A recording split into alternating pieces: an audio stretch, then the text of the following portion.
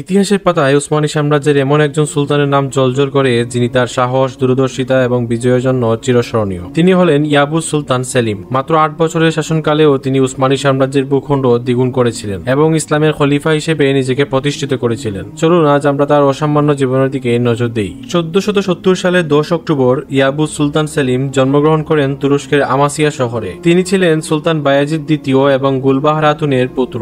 ছোটবেলা থেকেই সেলিম ছিলেন অত্যন্ত চৌকস এবং শক্তিশালী মনোবল সম্পন্ন। তিনি ইতিহাস, বিজ্ঞান এবং সামরিক কৌশল বিষয়ে গভীর আগ্রহী ছিলেন। তার বাবা সুলতান বায়াজিদ তাকে আমাসিয়ার গভর্নর হিসেবে নিয়োগ দেন। এখান থেকেই সেলিম প্রশাসনিক দক্ষতা এবং সামরিক কৌশল সম্পর্কে বাস্তব জ্ঞান লাভ করেন। 1512 সালে সেলিম তার বাবার পরে উসমানী সাম্রাজ্যের সিংহাসনে আরোহণ করেন। তবে এই পথ সহজ ছিল না।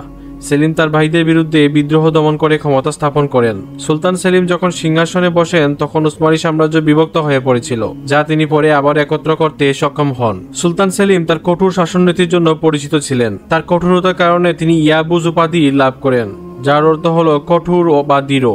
কিছু ইতিহাসবিদ উসমানী সাম্রাজ্যের নীতিমালা পরিবর্তনের কারণসমূহ উল্লেখ করেছেন। ইউরোপের উসমানী সেনাবাহিনীর পরিতৃপ্তি, কেননা এ সকল বিবেচকগণ দেখেছিলেন যে উসমানী সাম্রাজ্য পঞ্চদশ শতাব্দীর শেষে এসে পশ্চিমা বিজয় অভিযানসমূহে পরিতৃপ্তির পর্যায়ে এসে উপনীত হয়েছে। তাই 16 শতাব্দীর শুরুতে উসমানী সাম্রাজ্যের জন্য আবশ্যক ছিল তাদের বিস্তৃতি এবং উদ্যমতার প্রয়োগ করার জন্য নতুন কোনো রণাঙ্গন খুঁজে বের করা। কিন্তু এই মত কিছুতেই সঠিক ছিল না, কেননা উসমানী বিজয় অভিযানসমূহ পশ্চিম দিক থেকে কখনো সম্পূর্ণরূপে বিচ্ছিন্ন হয়নি। এতে কোনো সন্দেহ ছিল না যে উসমানী সাম্রাজ্যের বিস্তৃতির ক্ষেত্রে প্রভাবের মূল কেন্দ্র অবশেষে পশ্চিম থেকে প্রাচ্যে স্থানান্তরিত হয়ে গিয়েছিল। কিন্তু এটি কোনো পরিতৃপ্তির কারণ হয়নি। যারা এমনটি বলে থাকেন তারা প্রকৃত বাস্তবতা উপলব্ধি করতে পারেননি। প্রাচ্যের দিকে উসমানী সাম্রাজ্যের অভিযানের উদ্দেশ্য ছিল ব্যাপকভাবে ইসলামী বিশ্বকে রক্ষা করা এবং এর উদ্দেশ্য ছিল ক্রুসের যুদ্ধের থাবা থেকে ইসলামী পবিত্র স্থানসমূহকে রক্ষা করা।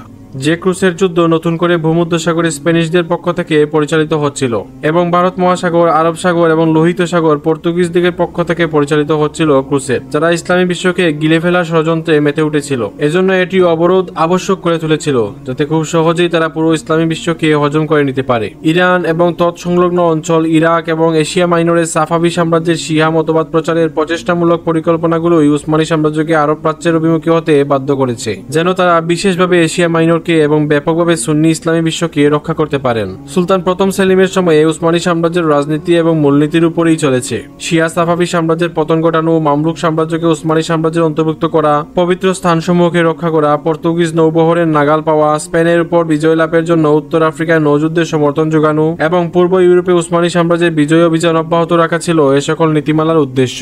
সুলতান সেলিমের শাসনামলের প্রধান আকর্ষণ হল তার সামরিক বিজয়। 1514 সালে তিনি চালদিরান যুদ্ধে সাফাভিদ সাম্রাজ্যের বিরুদ্ধে বড় বিজয় অর্জন করেন। উসমানী ও সাফাভিদের মধ্যকার যুদ্ধের ফলাফল উত্তর ইরাককে উসমানী সাম্রাজ্যের সাথে সংযুক্ত করা, উসমানী সাম্রাজ্যের পূর্ব সীমান্তের নিরাপত্তা, ইসমাইল সাফাভি এবং তার সাঙ্গপাঙ্গদের গালদিরানের যুদ্ধে দমন করার পর এশিয়া মাইনরে সুন্নি মতবাদের কর্তৃত্ব স্থাপন, নিজেকে মুসলিমদের রক্ষক ঘোষণা করার পর ইসলামী বিশ্বের প্রতি তার দায়িত্ববোধের কথা জানিয়ে দেয় এই ঘটনাটি। উসমানী সাম্রাজ্যের প্রতিদ্বন্দ্বী দ্বিতীয় শক্তি মামলুক সাম্রাজ্য দমনের প্রয়োজনীয়তা বোধ। উসমানী এবং সাফাভিদের মধ্যকার সশস্ত্র সংঘর্ষের প্রভাবে উসমানী সাম্রাজ্যের পুরনো আনাতোলিয়ায় প্রতিবন্ধকতা দূরীভূত হয়ে গিয়েছিল। 918 হিজরি মোতাবেক 1512 খ্রিস্টাব্দের পর সাফাভি এবং উসমানীদের মধ্যকার যুদ্ধের ফলস্বরূপ তাতে প্রতিবন্ধকতা সৃষ্টি হয়েছিল। তখন অধিকাংশ ব্যবসায়িক পথ বন্ধ হয়ে গিয়েছিল, সেগুলো নেতৃত্ব দিয়েছে নানা বিপদাপদ। তখন ইরানি অঞ্চল এবং উসমানী সাম্রাজ্যভুক্ত অঞ্চলের মধ্যকার ব্যবসায়িক বিনিময় সীমাবদ্ধ হয়ে পড়েছিল। পাশাপাশি পারস্যের রেশন থেকে উসমানী সাম্রাজ্য বঞ্চিত হয়েছিল। উসমানী সাম্রাজ্যের সাথে সাফাভিদের যুদ্ধের সুযোগ নিয়ে পর্তুগিজরা প্রাচ্যের সামুদ্রিক পথ দখল নিতে চেয়েছিল।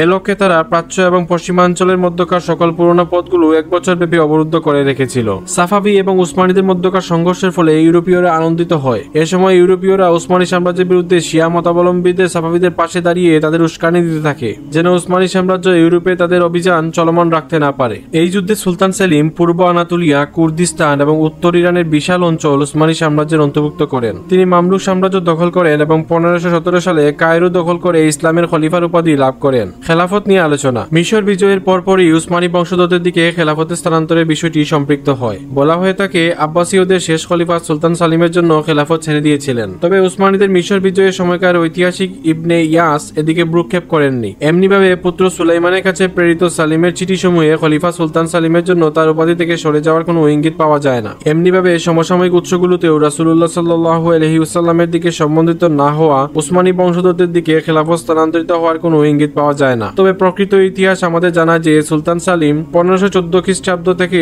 অর্থাৎ শাম এবং মিশর বিজয় করেন এবং হিজাজের আনুগত্য প্রকাশের পূর্বে তার নামের সাথে খলিফাতুল্লাহ ফি তাওলিল আরদি ওয়া আরজিয়াদি উপাধি যুক্ত করেছিলেন। সুলতান সেলিম এবং তার পিতৃপুরুষগণ এমন সুউচ্চ স্থান অর্জন করেছিলেন যা খেলাফত উপাধির উপযুক্ত ছিল। সে সময়ে খেলাফতের কেন্দ্র ছিল কায়রোতে। এমনিভাবে সুলতান সেলিমের বিজয়সমূহ তাকে কার্যত এবং প্রকৃত ক্ষমতা এনে দিয়েছিল, বিশেষত তার হারামাইন শরীফের প্রবেশের পর। এরপর উসমানী সুলতান দুর্বল মুসলিমদের প্রতি মনোযোগী হন। এশিয়া এবং আফ্রিকায় পর্তুগিজদের আক্রমণের পর যারা তার মুখাপেক্ষী হয়েছিল, মোট কথা হচ্ছে সুলতান সেলিম খলিফা উপাধির প্রতি অতটা গুরুত্ব দেননি। এমনিভাবে তার পরবর্তী সুলতানগণও এদিকে লক্ষ্য করেননি। উসমানী সাম্রাজ্য দুর্বল হয়ে যাওয়ার পরই মূলত এই উপাধির প্রতি গুরুত্ব প্রদান করা হয়েছিল।